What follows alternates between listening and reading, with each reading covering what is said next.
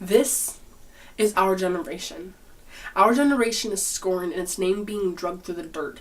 Our generation has been told we are filled with nothing but deadbeats and good-for-nothings who are never going to be anybody or amount to anything. Our generation is being cursed at and brought down for having a mind of their own.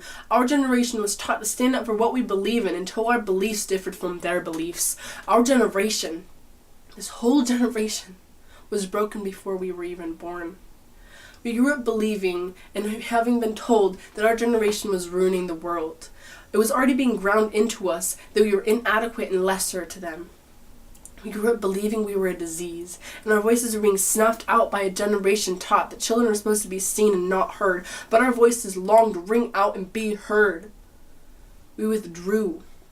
We wanted to please the previous generations, but because people fear what is different, until we were carbon copies and exactly like them, we would never be good enough.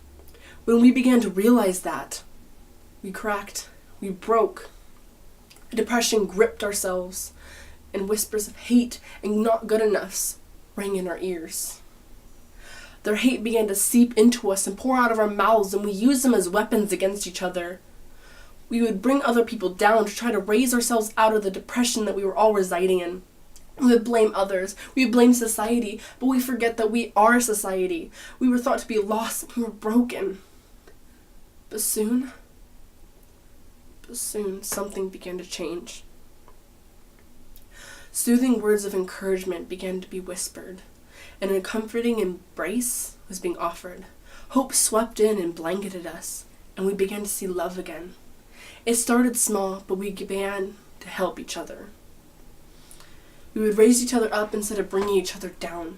Self-hate and body hate were being pushed aside to make room for self-love and acceptance. Self-harm and eating disorders were being extinguished. Smiles became more constant and more real. Color began to seep back into the dull, gray world we were living in for so long.